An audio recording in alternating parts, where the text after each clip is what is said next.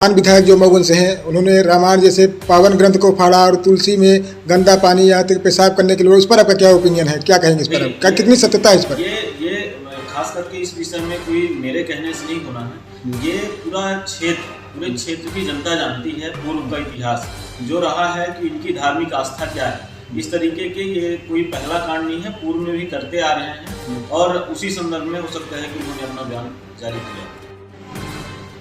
आज की जो प्रेस वार्ता है, क्या बिंदु है उनकी प्रेस वार्ता? ये मऊगन में कल एक बड़ा घटनाक्रम घटा।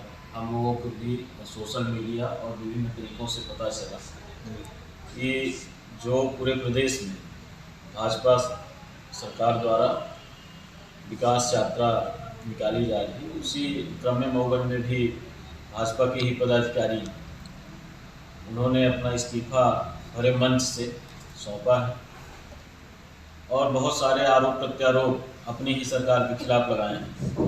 उसी संदर्भ में हमने आप सबको बुलाया है कि उस विषय में आपके माध्यम से आप क्षेत्र तक ये बात पहुँचे, जनता तक ये बात पहुँचे। हम लोगों का सीधा सा कहना है, बड़ा साधारण सा, कि जिस तरीके से बाहर का व्यक्ति जो यहाँ से वर्तमान में विधायक हैं, वो मऊगन से नहीं, वो बाहर से हैं और एक वर्ग को लगातार चिन्हित करके टारगेट किया जा रहा है, तो मैं समझता हूँ ये मऊगन का बहुत बड़ा दुर्भाग्य है। चाहे वो घटना कल की रही हो या इससे पहले एक पहाड़ी में भी घटना घटी। जनरली क्या होता है कि जब क्षेत्र में जाते हैं तो दिखावा करने के लिए लोगों के पैर छूते हैं, लेकिन उनके अंतरात्मा और उनकी मंशा क्या है यह भरे मंच से स्पष्ट होता है।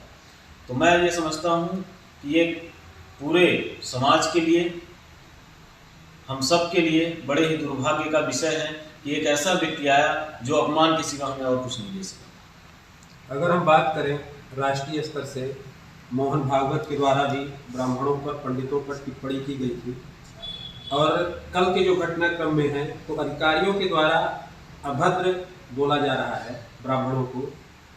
इस पर आपका क्यों हो रहा है, क्या वजह है? हम सब इसकी घोर निंदा करते हैं। उसके पीछे कारण है ये जो मोहन भागवत जी वाला बयान बता रहे हैं, इसका पूरे देश में विरोध हुआ है और हम सब विरोध करते हैं।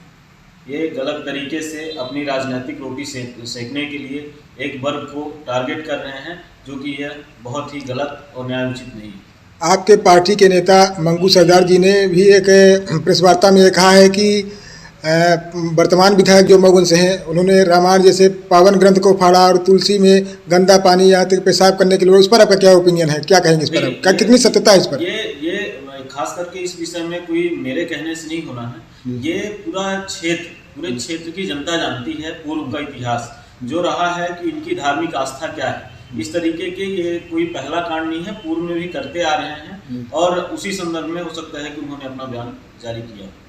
इस मुद्दे को आप लोग चुनाव में लेकर जाएंगे, क्या कैसे देखते हैं चुनाव को, अगला चुनाव?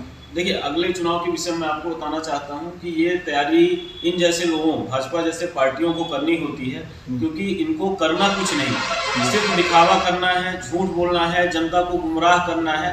वास्तविकता ये है कि हमारी अगर पार्टी की बात करें या हमारे नेता श्री सुखेंद्र सिंह बन्ना जी की बात करें, वो निरंतर एक रूटीन में शुरू से 2018 के बाद और उसके पहले एक रूटीन में उन्होंने जनसेवा करी है। वो कोई भी दिन हो सेम रहता है, वो चाहे क्षेत्र की समस्या रही हो, किसी के यहाँ कोई ट्रेजेडी हो जाए, कोई शादी समारोह रहे, सब सुख दुख में वो हमेशा उपस्थित रहते हैं। मैं समझता हूँ कि आने वाले समय में जनता एक एक बिंदु पर तरीके से भाजपा को और यहाँ के वर्तमान विधायक को जवाब देने जा रही है। वर्तमान विधानसभा क्षेत्र में बहुत सारे ऐसे मुद्दे हैं जिनको लेकर के कांग्रेस आ सकती है, लेकिन आती नहीं है। चाहे सिविल हॉस्पिटल हो, चौरा घाट हो, मऊगन जिला हो और औद्योगिक पार्क हो, इस तरह से ठगा जा रहा है। लेकिन कांग्रेस पार्टी खुल के जैसे बीजेपी आती थी उस तरह से आप लोग उसका विरोध क्यों नहीं कर रहे हैं? देखिए, ये कहना मेरे हिसाब से गलत होगा, क्योंकि ऐसा कोई भी मुद्दा नहीं रहा है।